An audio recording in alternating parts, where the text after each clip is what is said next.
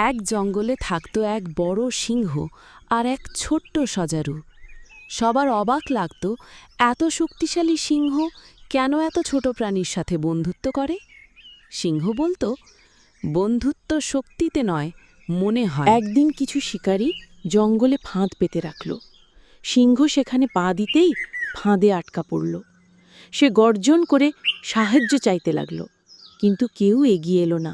ছোট্ট সজারু দৌড়ে এসে শিকারীদের তাড়ানোর জন্য কাঁটা ফুলিয়ে গায়ে আক্রমণ করল। শিকারীরা ভয় পেয়ে পালালো।